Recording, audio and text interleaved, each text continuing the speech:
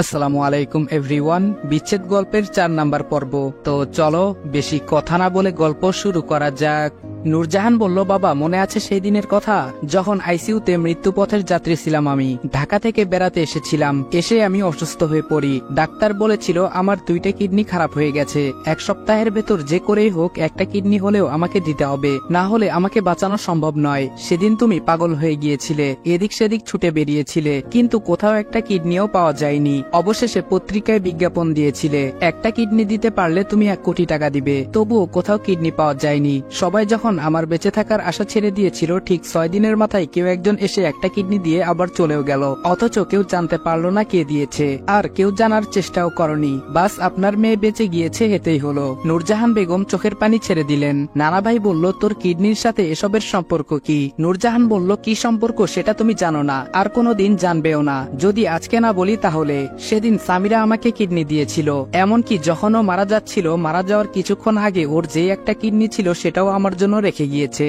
যে মানুষটা আমাকে মরে যাওয়া থেকে বাঁচিয়ে নতুন জীবন দান করলো, আমি তার জন্য সামান্য কিছু করতে পারবো না? তোমরা জানো না নীল কার ছেলে? নীল সেই মায়ের সন্তান যেই মা তোমার মেয়েকে আবার নতুন করে বাঁচিয়ে রেখেছিল, আমাকে নতুন জীবন দিয়েছিল। নীল সেই মায়ের সন্তান, আর তোমরা কিনা তাকে এত কষ্ট দিয়েছো। বাবা তোমরা বারবার বলো না ওই কি যেন জারজ। তোমরা সত্যিটা না জেনে কিভাবে পারো অন্য কাউকে এইভাবে মিথ্যে অপবাদ দিতে? নীল কোনো জারজ সন্তান নয়, ওর বাবা আছে, আর ওর বাবা যে কেউ নয়, বাংলাদেশের সবচেয়ে বড় কোটিপতিদের একজন। মেঘনা গ্রুপের চেয়ারম্যান রায়হান মাহমুদের একমাত্র ছেলে জিসান মাহমুদ নীলের বাবা। ওর বাবা যদি জানতে পারে নীল এখনো বেঁচে আছে, তাহলে 24 ঘন্টার মধ্যে ওকে খুঁজে বের করে তাকে সাথে নিয়ে যাবে, যেটা আমি চাই না। নানা ভাই অবাক হয়ে বলল, কি বলছিস এসব? নীলু, রাকিব, মামনি কেউ কোনো কথা বলছে না, সবাই দাঁড়িয়ে চুপচাপ শুনছে। নূরজাহান বলল, আমি শুরুতেই ভুল করেছি সত্যটা গোপন রেখে। আমি আগে কখনো বলিনি, কারণ নীল শুনলে কষ্ট পাবে। 2000 সালের শুরুতে সরকারিভাবে স্কুল কলেজ সবই বন্ধ। নূরজাহান বাসায় আসবে, সকাল থেকে ব্যাগ গুছিয়ে রেখেছে, আর একটু পরেই বেরিয়ে যাবে। সামিরা বলল, আচ্ছা নূর, আমাকে তোর সাথে নিয়ে চল না, আমি এখানে একা একা কি করব শুনি? নূর বলল, কি করবি সেটা তুই জানিস না? চুটিয়ে প্রেম করবি জিসানের সাথে। সামিরা বলল, আরে কি বলছিস এসব, প্লিজ আমাকে নিয়ে চল তোর সাথে। নূরজাহান বলল, দেখ বোন, আমাকে জিসান ডাইরেক্ট না করে দিছে তোকে যেন আমার সাথে না নিয়ে যাই। এই কয়েকদিন নাকি তোর সাথে পুরো শহর ঘুরবে, আমি তোকে নিয়ে গেলে আমাকে কেলাবে। সামিরা ভ্রু কুচকে বলল, জিসান এই কথা বলেছে?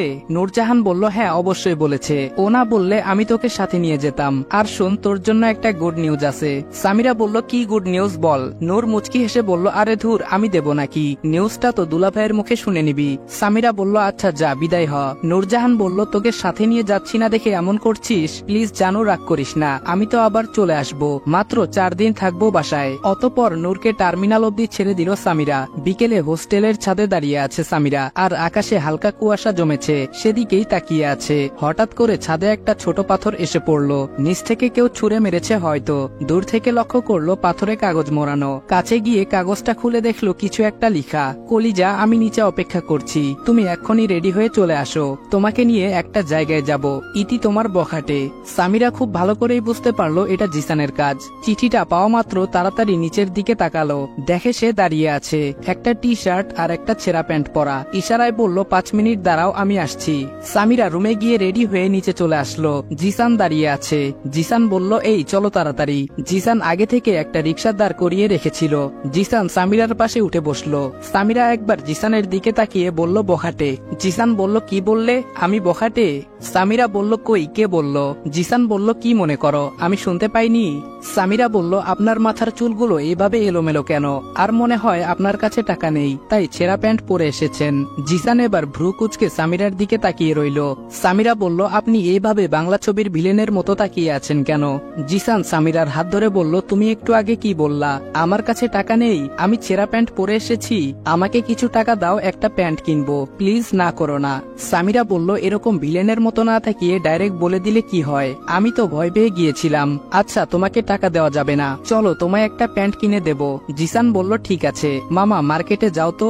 জিসান সামিরা সামিরার দিকে তাকিয়ে আছে আর সামিরা শহরে থাকা সব কয়টা গাড়ির দিকে তাকিয়ে তাকিয়ে দেখছে। কি অদ্ভুত মেয়েটা, রিলেশনের 2 বছর হয়ে গিয়েছে, এখনো আমাকে আপনি আপনি করে কথা বলে, কোনোদিন আমার বিষয়ে জানতে চায়নি আর আমিও বলিনি। তবে নূর অনেকবার জিজ্ঞেস করেছিল আমার বাসা কোথায়, বাবা কি করেন, ভাই বোন কতজন। তখন তাকে শুধু বলেছিলাম বাবা একটা বেসরকারি চাকরি করেন আর ভাই বোন বলতে আমি একা, আর কিছু জানতে চাইনি আর আমিও আগ বাড়িয়ে কিছু বলিনি। সামিরা বলল আচ্ছা আপনি বলেছিলেন আমাকে কোথাও নিয়ে যাবেন, তা কোথায় নিয়ে যাবেন শুনি। জিসান বলল আগে চলো, গেলেই জানতে পারবে। রিক্সাওয়ালা বলল মামা নামেন, এসে পড়েছি। জিসান বলল শুনো মামা, এই নাও তুমি চা পানি খাও, আমরা একটু ভেতর থেকে আসছি। জিসান রিক্সাওয়ালার হাতে 50 টাকার নোট ধরিয়ে দিয়ে সোজা মার্কেটের ভেতরে ঢুকে পড়ল। জিসান বলল আচ্ছা কলিজা। সাথে সাথেই সামিরা ধমক দিয়ে বলল এই চুপ করেন, কি শুরু করলেন, এত লোকের ভিড়ে আপনি আমাকে কলিজা বলবেন না। জিসান বলল ওকে সরি, চলো মহারানী। জিসানের জন্য একটা টি শার্ট একটা প্যান্ট কিনলো, আমার জন্য একটা টি শার্ট আর একটা প্যান্ট কিনলো। প্রথমে আমি দিতে চেয়েছিলাম, পরে ভাবলাম না থাক না, প্রিয় মানুষটার দেওয়া কিছু। সামিরাকে নিয়ে সোজা আমার বাসায় চলে আসলাম। সামিরা দেখতে পেল বিশাল বড় একটা বাড়ি। সামিরা বলল এই আপনি এটা কার বাড়িতে আমাকে নিয়ে এসেছেন। জিসান বলল আমার এক ফ্রেন্ডের বাড়ি এটা, ওনারা তোমাকে দেখতে চেয়েছিলেন তাই নিয়ে আসলাম তোমাকে। সামিরা বলল দেখুন আমি কারো বাসায় যাব না, আমাকে হোস্টেলে দিয়ে আসেন। জিসান বলল আরে পাগল নাকি, চলো আমার সাথে। হাত ধরে নিয়ে গেল। ভেতরে সোফায় বসে আছেন আমার ছোট ফুপু। আমাকে আর সামিরাকে দেখে কাছে আসলেন। জিসান বলল ফুপু আম্মু কোথায়। ফুফু বলল তোর আম্মু উপরে, তার আগে এটা বল মেয়েটাকে। জিসান বলল তোমার বৌমা। সামিরা চোখ বড় বড় করে তাকিয়ে আছে জিসানের দিকে, তার ফুফু হা করে তাকিয়ে আছেন সামিরার দিকে। সামিরার বুঝতে বাকি রইল না এটা জিসানের ফ্রেন্ডের নয় বরং তারই বাসা। জিসান বলল সামিরা চলো। জিসানের মায়ের রুমে গিয়ে সামিরাকে বলল যাও সালাম করো, ইনি আমার আম্মু। সামিরা পা ছুঁয়ে সালাম করে নিল। জিসানের মা বলল আরে উঠো মা, এ কি করছো। সামিরা চুপচাপ দাঁড়িয়ে আছে। এই মুহূর্তে তার কি করা উচিত সে নিজেই জানে না। মনে মনে জিসানের উপর অনেক রাগ জমতে শুরু করলো। বলা নেই হঠাৎ করে এমন একটা পরিস্থিতির মুখে দাঁড় করিয়ে দিল। জিসান বলল আম্মু এখনো বললে না তোমার বৌমা কেমন। জিসানের মা বলল মাশাল্লাহ অনেক সুন্দর, তোমার নাম কি মা। সামিরা বলল জি আন্টি আমার নাম সামিরা। জিসানের আম্মু বলল জিসান তুই সামিরাকে নিয়ে তোর রুমে যা, আমি আসছি। জিসান সামিরাকে নিয়ে রুমে চলে আসে। জিসান গিয়ে খাটের উপরে বসে পড়ে। সামিরা দরজার পাশে দাঁড়িয়ে চোখ ছোট ছোট করে তাকিয়ে আছে জিসানের দিকে। জিসান বলল কি হলো কলিজা, এদিকে আসো, ওখানে দাঁড়িয়ে আছো কেন। সামিরা বলল জানেন কাউকে মিথ্যা বলার পরিণাম কি হতে পারে, আপনি এত মিথ্যাবাদী কেন। জিসান অবাক হয়ে বলল আজিব তো, আমি আবার কখন তোমাকে মিথ্যে বললাম। সামিরা বলল আপনার বাবা একটা বেসরকারি চাকরি করেন, আপনার ফ্যামিলিতে কেউ নেই, শুধু আপনি আর আপনার আব্বু আম্মু, এটা মিথ্যে নয়। কই এখানে আসার পর তো আমার একবারও মনে হয়নি আপনার বাবা একটা বেসরকারি চাকরি করেন। আমি তো দেখলাম আপনার ফুপু আছে, চাচা চাচি আর একটা ছোট বোনও আছে, এগুলো কি তাহলে কারো কাছ থেকে কিনে এনেছেন। জিসান বলল ওহ মাই গড, তুমিও না, এইগুলো তো আমি নূরজাহানকে বলেছি, তোমাকে তো বলিনি, আর তুমি তো কোনোদিন জিজ্ঞেসও করনি, তাহলে তোমাকে আমি মিথ্যে কখন বললাম। সামিরা বলল আরে এটা তো একই কথা, আমাকে বলা আর নূরকে বলা একই। জিসান বলল কলিজা এসব বাদ দাও, এক্ষুনি আম্মু আসবেন, সো চুপচাপ বসে থাকো, এদিকে আসো। সামিরা জিসানের কথা অনুযায়ী তার পাশে গিয়ে বসে থাকে। সামিরা বলল আচ্ছা আপনার আব্বু আম্মুর আমাকে পছন্দ হবে তো। জিসান বলল হবে মানে 100% হবে, আমার ফ্যামিলির সবাই আমাকে অনেক ভালোবাসে, আমি যা বলবো তাই হবে। সামিরা বলল আমার কেন জানি মনে হলো আপনার ফুপুর আমাকে পছন্দ হয়নি, আর আপনার রুমে আসার সময় আপনার ছোট বোন আর চাচি কেমন করে যেন তাকিয়েছিল, ওদের দেখে মনে হয়েছিল আমি অন্য কোনো গ্রহের প্রাণী, আমার মনে হয় ওরা আমাকে পছন্দ করেনি। জিসান বলল ওই কলিজা এত টেনশন করো না তো, তুমি যেমনটা ভাবছো তেমন কিছুই হবে না, আমার উপর বিশ্বাস আছে তো। জিসান সামিরার হাতের উপরে হাত রেখে কথাটা বলল। একটু পর বাসার সবাই একসাথে জিসানের রুমে আসলেন। এতক্ষণে জিসান সামিরার হাতটা ধরে রেখেছিল।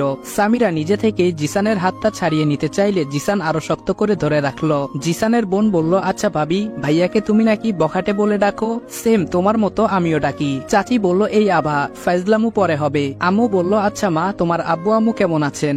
সামিরা বলল জি ইয়ে মানে। সামিরা একদম নার্ভাস হয়ে গিয়েছে, কি বলবে। জিসান বলল আম্মু ওর আব্বু আম্মু কেউ নেই। জিসানের আম্মু বলল স্টুপিড, তুই আগে বলতে পারলি না। সামিরা মন খারাপ করিস না মা, আমি জানতাম না, গাধাটা আমায় বলেনি।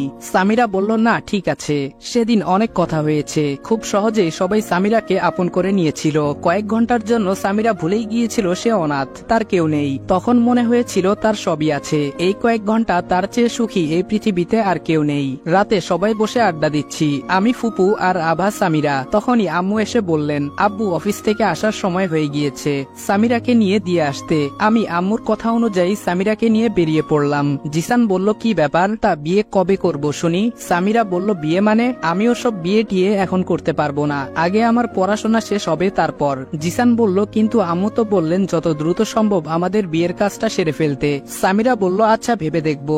সামিরাও চাইছিল বিয়েটা হয়ে যাক। জিসানের পরিবার একদিনে যতটা ভালোবাসা দিয়েছে সেই ভালোবাসা সারাটা জীবন পেতে চায়। এই কয়েকদিন এভাবেই চলে যায়, জিসানের সাথে ঘোরাঘুরি, ওর বাসায় যাওয়া, আবার ওর বাবা আর চাচা অফিস থেকে আসার আগেই চলে আসা, এরকমই 5 দিন চলে যায়। এদিকে সামিরা নূরের আসার অপেক্ষা করছে, নূরের সাথে সবকিছু শেয়ার করতে হবে, না হলে ওর ভেতরে হজম হবে না। কিন্তু 5 দিন গিয়ে আজকে 10 দিন হয়ে গেল, এখনো আসার খবর নেই। তখন মোবাইলেরও যুগ ছিল না, থাকলেও খুব কম মানুষের হাতে মোবাইল ফোন ছিল। জিসানের মোবাইল দিয়ে কয়েকদিন ওর বাসায় কল করেছিল, কিন্তু কেউ কল রিসিভ করেনি। অবশেষে আর কোনো উপায় না পেয়ে জিসানকে নিয়ে সোজা চলে আসে নূরের বাসায়। যদিও আগে অনেকবার এসেছে, তাই আসতে অসুবিধা হয়নি। ওদের বাসায় এসে দেখে বাসা তালা দেওয়া। ওয়াচম্যানকে জিজ্ঞেস করলে বলল নূর আপাকে নিয়ে হাসপাতালে আছে সবাই, মনে হয় নূর আফা বাঁচবে না। সামিরা বলল কি হয়েছে চাচা আমাকে বলেন। ওয়াচম্যান বলল ওনার 2টা কিডনি নষ্ট হয়ে গিয়েছে, কালকের ভিতরে কিডনি না দিতে পারলে আপাকে বাঁচানো যাবে না। এদিকে ওনার বাবা প্রায় পাগল হয়ে গিয়েছেন, 1 বছর আগে ওনার একমাত্র ছেলে মারা গিয়েছে, আপার মা ও ছোটবেলায় মারা গিয়েছেন। কথাটা বলতে বলতে ওয়াচম্যান কান্না করে দিল। ওয়াচম্যানের থেকে হাসপাতালের অ্যাড্রেস নিয়ে চলে যায় হাসপাতালে, গিয়ে সবার আগে ডাক্তারের কাছে যেয়ে তার থেকে সবকিছু জেনে নিল। সামিরার মাথা কাজ করছিল না, যেভাবেই হোক নূরকে বাঁচাতে হবে। যখন কোনো কিডনি পাওয়া যায়নি তখন সামিরা সিদ্ধান্ত নেয় তার একটা কিডনি দিয়ে দিবে। জিসান তখন খুব রেগে যায়। জিসান বলে সামিরা তুমি পাগল হয়ে গিয়েছো, কিডনির ব্যবস্থা হয়ে যাবে, এখনো 24 ঘন্টা আছে, তবুও তুমি প্লিজ এরকম করো না। সামিরা বলল গত 6 দিনে হয়নি, তাহলে বাকি 24 ঘন্টায় হয়ে যাবে এটা ভেবে চুপ থাকাটা বোকামি। তাছাড়া আমার আর নূরের ব্লাড একই গ্রুপের, আমাকে যেভাবেই হোক নূরকে বাঁচাতে হবে। জিসান বলল সামিরা তুমি পাগলামি করছো, পরে তোমার কি হবে ভেবে দেখেছো? সামিরা বলল হ্যাঁ আমি পাগলামি করছি, আমার যা হবার হবে, আমার চোখের সামনে আমার বোনটা মারা যাবে আর আমি তা চেয়ে চেয়ে দেখবো? জিসান বলল ও তোমার জাস্ট বান্ধবী ছিল, বোন না। সামিরা বলল আপনি কি জানেন ও আমার কি ছিল? 5 বছরে ও আমার যতটা খেয়াল রেখেছে আমার মা বাবা বেঁচে থাকলেও অতটা খেয়াল রাখতে পারতো না। যখন যা লেগেছে তা দিয়েছে, কখনো বান্ধবীর চোখে দেখেনি। ও সব সময় আমাকে বোনের চোখে দেখেছে, আমার সব বিপদে এই মানুষটাই পাশে ছিল। তাহলে আজকে আমি কেন পারবো না? আমি অতটাও স্বার্থপর নই। এতে আপনি যদি আরেকবার আমাকে বাধা দেওয়ার চেষ্টা করেন তাহলে আপনার রাস্তা আলাদা, আপনি যেতে পারেন। জিসান সামিরার কথাগুলো শোনার পর আর কিছু বলতে পারে না, শুধু বলেছিল একটা কিডনি আমি দিয়ে দিচ্ছি, তবুও তোমাকে দেওয়া লাগবে না। সামিরা বলল আমি মরে গেলে হয়তো আমার পেছনে কান্না করার মতো কেউ নেই, কিন্তু আপনার কিছু হয়ে গেলে আপনার মা হয়তো মারাই যাবে, আপনার একটা ফ্যামিলি আছে, তারা সবাই আপনাকে কত ভালোবাসে, আপনি তাদের কথাটা একবার চিন্তা করেন। জিসান চুপসে যায়, আর কোনো কিছু বলার নেই তার। সামিরা ডাক্তারের সাথে কথা বলে অপারেশনের প্রস্তুতি নেয়। অপারেশন কমপ্লিট হয়ে গেলে পরের দিন জিসান সামিরাকে পাশেই আরো একটা বড় হাসপাতালে নিয়ে আসে। এদিকে নূরের কিডনি পাওয়ার পর তো এদের জান ফিরে এসেছে, তাই কে দিল তা জানার প্রয়োজন মনে করেনি, সবাই নূরকে নিয়ে পড়ে আছে।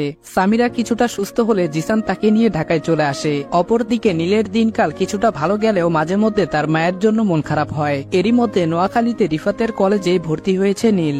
সন্ধ্যা হয়ে গিয়েছে, নীল এখন তুবাকে পড়াতে যাবে। কিছুক্ষণের মধ্যে চলে আসে তুবাদের বাসায়। তুবা বলল আচ্ছা ভাইয়া আপনি কি নামাজ পড়েন? তুবার হঠাৎ এমন প্রশ্ন শুনে নীল কিছুটা লজ্জায় পড়ে যায়। নীল বলল না মানে সময় করতে পারি না তাই। তুবা বলল আপু বলেছে আজকে থেকে নামাজ পড়তে, না হলে আব্বুকে বলে চাকরি থেকে আউট করে দেবে।